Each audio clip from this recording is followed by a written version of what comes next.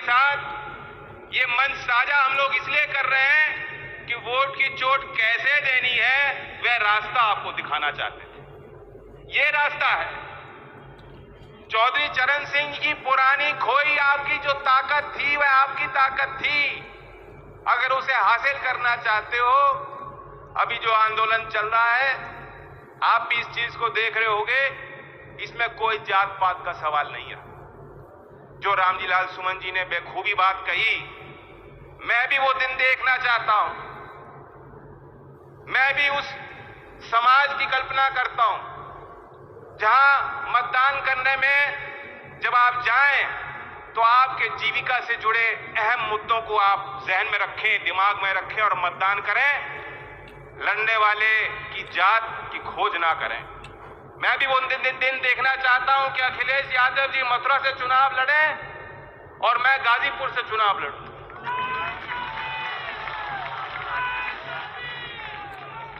लेकिन अगर वो करना है, अभी इस आंदोलन में सभी जाति कौम गांव में जो लोग रहते हैं उनकी भावना आपके साथ जुड़ रही है। वे लोग चाहते हैं, उन्हें मालूम है कि ये जो चेतना जगाई गई है यही तो हमारी लड़ाई थी। अब लोग एक हो रहे हैं, इस एक को मत कमजोर होने देना। मैं आपको यही कहने आया हूं, ये अवसर है। अब आप निकल पड़ो। यहां से जब लौटोगे ये घर बैठने का वक्त नहीं है। मैं भी कल प्रयागराज में किसान पंचायत में जा रहा हूं। निरंतर हम लोग निकल पड़े हैं, सब लोग चलेंगे और आपको भी चलना हो। जिस गांव में आज लोग नहीं आए हो उस गांव में जाइए, बैठक कीजिए। और आप देख रहे हो कि जो लोग किसानों का अपमान कर रहे हैं, जिनकी आंखें आज भी नहीं खुल रही, जिन्होंने गुलामी की जंजीरें पहनी हुई हैं अपने लोभ और लालच के लिए, एक एक करके जनता उनको जवाब दे रही है। कल की घटना आपको पता है क्या हुआ पटलौनी में? आपको यह भी मालूम होना चाहिए कितना अहंकार इनके अंदर भर गया। बल्टी गड़ी की जय पहलवान जी, बल्टी गड़ी की जय। इतना अहंकार इनके अंदर भर चुका है। जब मैं मंच पे बैठा था मुझे खबर मिली आते दफे कि 8 लोगों को गिरफ्तार कर लिया गया। विरोध तो होता है, जब आप सार्वजनिक जीवन में हो गलतियां भी करते हो, आलोचना भी होती है। नेता तो वही अच्छा होता है जो आलोचना भी सुने, सुधार करे। कहीं भूल हो तो जनता से ऊपर नहीं हो, आप जनता से ताकतवर नहीं हो, समाज से ऊपर नहीं हो। ये तो एक गद्दी आपको समाज ने दी है, ये पगड़ी आपको समाज ने पहनाई है, उस पगड़ी का तो अपमान मत करो। मुझे खबर मिली कि 8 साधारण गांव के लोगों ने जिन्होंने विरोध किया उनको पुलिस ने जाके गिरफ्तार कर लिया। लेकिन जब मैं बैठा था अभी मुझे खबर दी गई कि नहीं, उनको छुड़वा दिया गया है। मैं इस पंचायत में कहना चाहता हूं, कान खोल के योगी जी देख लें, बैठ लें, सुन लें इन बातों को। जहां भी हो, जो भी अभी कर रहे हो मैं नहीं जानता। अक्सर उनकी तस्वीर होती है, कभी गाय को खिला रहे हैं, कभी आप जो फल की टोकरी बांध के पूजा पाठ कर रहे हैं, बहुत समय होता है उनके पास। अखिलेश जी भी मुख्यमंत्री है, कहां वक्त होता है, कहां अपना निजी जीवन, कहां अपने निजी विचार, कहां अपनी निजी मान्यताएं, कहां अपना परिवार, सब चीज भूल भुलाकर जिम्मेदारियां निभानी पड़ती हैं। पर वो मग्न है अपने ऐशो आराम की जिंदगी काट रहे हैं, कहने को फकीर है। मैं उनको कह रहा हूं, कान खोल के सुन लो, यही वो मैदान है। किसी भी क्रूर शासक को कैसे जवाब दिया जाता है, इस क्षेत्र की जनता बेखूबी जानती है और बेखूबी निभा सकती है। अगर आपने किसी साधारण ग्रामीण के खिलाफ कोई अनैतिक कार्रवाई की तो ईंट से ईंट, डंडा से डंडा बजाने की हैसियत ये लोग रखते हैं।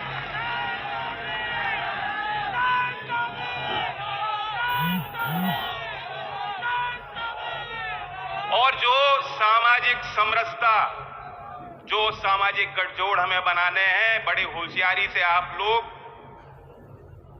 क्योंकि ये गति, ये आवाज, जो आज जो पुकार गांव-गांव, गली-गली से निकल रही है, उसका लाभ आपको तभी मिल पाएगा जब किसानों की वो हैसियत हो, किसानों का वो दबाव और वह अस्तित्व इतना मजबूत हो कि किसी भी सरकार को वो धमका सके। सरकार में जो बैठे प्रतिनिधि हो उन्हें एहसास हो कि ये है मेरा समाज, ये है मेरा वोटर। आज तो जो सरकार बैठी है दिल्ली में, जो सरकार बैठी है लखनऊ में, इन्हें लग रहा है इनके मुद्दे दूसरे हैं। अभी भी मैं देखता हूं कि टेलीविजन वाले जो हैं, चंद लोग हैं, वो सर्वे चला देते हैं। मैं नहीं जानता किससे जाके उन्होंने पूछा, कहां उन्होंने तहकीकात की, किसकी राय वो रख रहे हैं। कह रहे हैं साहब योगी साहब ने नौकरियां बहुत दी हैं। आपको मालूम होगा 4 साल पूरे हो गए आज, 1 सप्ताह का जश्न होने जा रहा है। अरबों खरबों रुपए जो है विज्ञापन दिए जा रहे हैं। केरल तक प्रचार हो रहा है कि योगी जी की शिक्षा नीति, योगी जी के रोजगार, योगी जी का लॉ एंड ऑर्डर, खूब वाहवाही लूटी जा रही है। और आज तो मैंने देखा एक विज्ञापन था, उसमें लिखा था योगी जी ने 1 डिस्ट्रिक्ट 1 प्रोडक्ट में 4 साल में 25 लाख नौकरियां दी। इनमें कई दुर्गेश चौधरी होंगे। अभी तरसों तो कह रहे थे कि 4 लाख नौकरी दी 4 साल में, सुना था, योगी जी का बयान था 4 लाख दी। कभी कहते हैं 1 करोड़ 80 लाख दे दी, कभी कहते हैं 5 साल में 70 देंगे, अब कह रहे हैं 4 साल में 25 लाख दे दी। अब ये झूठ भी कह सकते हो, या हो सकता है इनका गणित भी कमजोर हो, दोनों ही बात हो सकती है। अब बाबा लोग हैं, इन्हें मैं झूठा तो नहीं कहूंगा।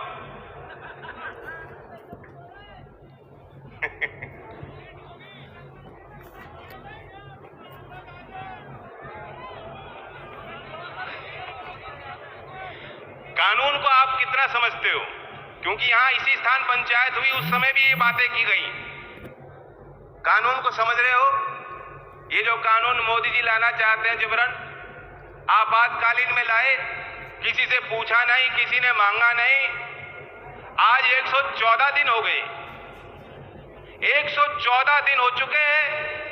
300 से ज्यादा किसान, उन किसानों ने कुर्बानियां, उनके परिवारों ने सबसे बड़ी कुर्बानी दी है। किसके खातिर, किस लिए? किसी लोभ या लालच में वो लोग बैठे हैं। साक्षी महाराज जी क्या कह रहे हैं? साक्षी महाराज जी को भी आपने करीब से देखा है, मथुरा की जनता ने। वे आतंकवादी बता रहे हैं। कंगना रनौत जैसी जो लोग जो मोदी जी के मित्र मंडली में शामिल हैं, वह आतंकवादी कहती। और मोदी जी खुद जब संसद में बोलते हैं तो परजीवी जैसे शब्दों का प्रयोग करते हैं। लेकिन जो 300 से ज्यादा किसान मारे गए, जिन्होंने कुर्बानी दी, जिन्होंने जनता शहीद मान दी, उनके लिए संवेदना भी व्यक्त नहीं करना चाहते। तोड़ना पड़ेगा इनका अहंकार। ये बैठे हुए हैं, सोच रहे हैं कि फिर चुनाव आएगा, फिर जो हवाई जहाज भेज देंगे कहीं, फिर जो भारत और चीन में टकराव कर देंगे, क्या पता नेपाल से लड़ बैठे हैं। कुछ भी कर सकते हैं। और इनका प्रचार तंत्र बहुत ज्यादा ताकतवर है, बहुत पैसा इनके पास है, बहुत पैसे वाले लोग इनके साथ खड़े हैं। हर चीज में आपने नोट किया होगा, मोदी जी की तस्वीर आती है। कोई छोटा बड़ा काम हो, बिना उनके तस्वीर नहीं हो रहा। आपातकालीन है, बीमारी चल रही है, रोग है, आप टीका लगाने जाओगे तो उस जो सर्टिफिकेट मिल रहा है उसमें भी मोदी जी की तस्वीर है। शौचालय में भी है, पेट्रोल पंप पे तो देखा है मैंने। ये हो सकता है कल को कोई किसी का निधन हो जाए, मृत्यु सर्टिफिकेट भी लिखा हो, यात्रा मंगलमय रहे।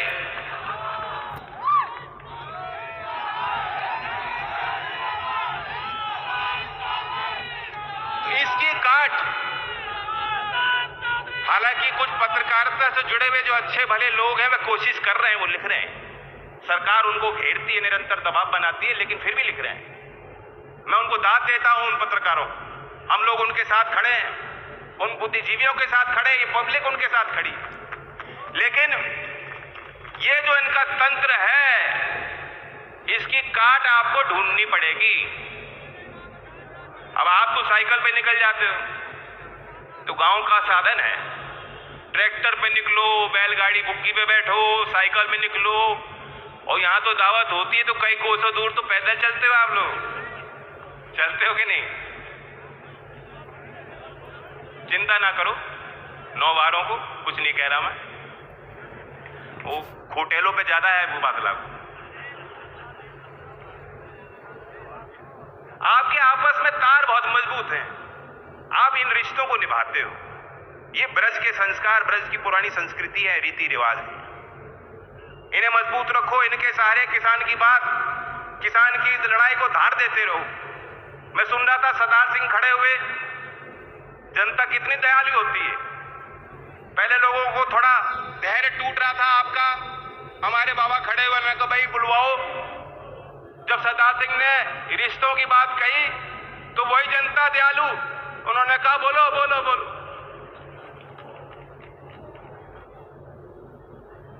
मैं आपकी इस ताकत के आगे नतमस्तक होता हूं। इस पंचायत के असली पंच आप ही हैं। अब आप इस ताकत को, इस एकता को खंडित मत होने दीजिए। मैं इस मंच से अपनी तरफ से एक और ऐलान करना चाहता हूं। एक नारा ऐसा चल पड़ा है, जब ये लड़के, ये नौजवानों की जो फौज है, जिन्होंने बहुत उम्मीद के साथ मतदान किया था, कभी इनके पक्ष में किया था, उससे पहले हमारे साथ थे। आज जब कोई बीजेपी का कोई नेता गांव में आता है, कौन सा नारा वो? किसान एकता, किसान एकता। अब एक दूसरा नारा चलाओ,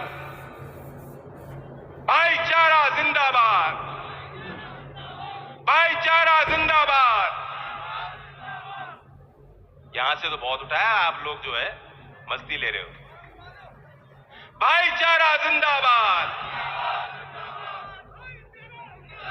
ये मैं इसलिए कह रहा हूं कि बीजेपी बहुत षड्यंत्रकारी पार्टी, बहुत खुरापात करने वाले लोग शामिल हो गए वहां। सब बदमाशी करते हैं, दिन रात बैठ के यही सोचते हैं कैसे कौन सा खेल निकाल के लाएंगे।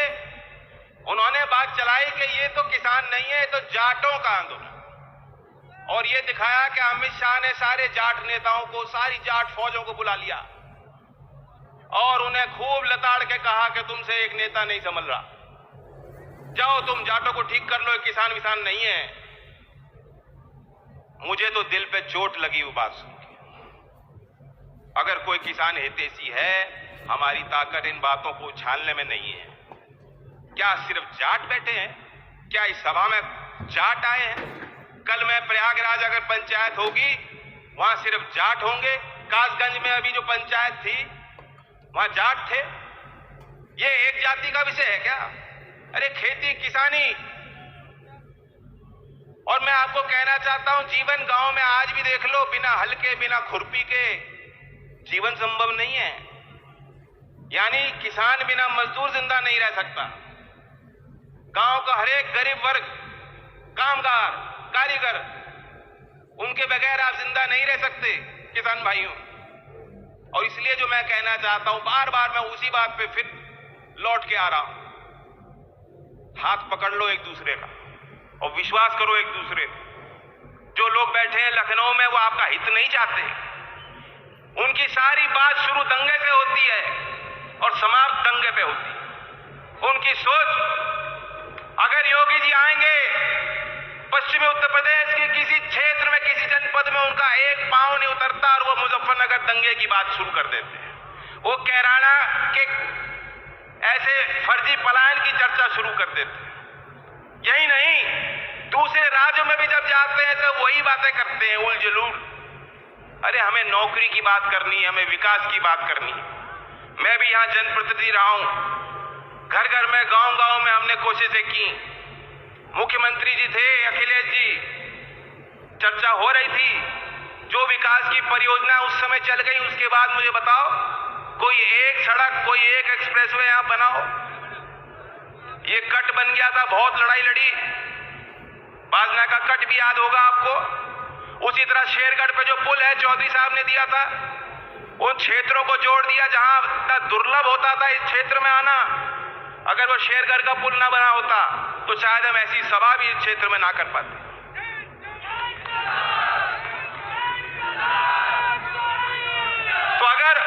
चौमुखी उत्तर प्रदेश का विकास चाहते हो, अगर किसान की सरकार बनाना चाहते हो, अगर ऐसी सरकार बनाना चाहते हो जिसके सबसे बड़ी जिसकी प्राथमिकता इस क्षेत्र के होनहार नौजवान होंगे, तो आज उस रास्ता को मैं आपके आगे उस मंच को दिखाना चाहता हूं। उस मंच पे हम लोग खड़े हैं, एकजुट हैं, लेकिन गठजोड़ तो हमारा रहेगा। अगर सामाजिक गठजोड़ में तब्दील हो गया, जो कि आप लोग बना सकते हो, तब वाकई पूरे देश की राजनीति को बदलने वाली एक नई ताकत उभर के सामने आएगी।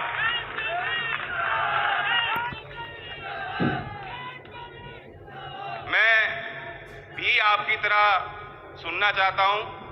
काफी बात मैंने की और आपके बीच फिर आएंगे। अखिलेश यादव जी अभी अपनी बात रखेंगे कानून के संबंध में, जो भी मन में उनके विचार हैं ब्रज के लिए, आपके लिए रखेंगे। हम लोग फिर जो है नारा लेते हैं, क्योंकि ये नारा सुनते ही जो है ना भारतीय जनता पार्टी वालों को जो है सांप सूंघ जाता है। दोनों नारे ऐसे हैं, दोनों ही बात ऐसी, ना उन्हें भाईचारा पसंद ना उन्हें किसान पसंद। उन्हें ना किसान चाहिए, उनकी नजर में आप किसान नहीं हो, उनकी नजर में 300 लोग जो शहीद हुए वो किसान नहीं है। यहां कोई किसान नहीं है उनकी नजर में। आप दलाल हो, आप गवार हो, आपका इस्तेमाल करना है, आप खिलौना हो उनके हाथ का। इनके अहंकार को तोड़ो, ये पहला लक्ष्य होना चाहिए, चाहे चुनाव छोटे स्तर का हो बड़ा हो। इनका इलाज आप ही कर सकते हो। तो चलिए नारा लेते, किसान एकता, भाईचारा,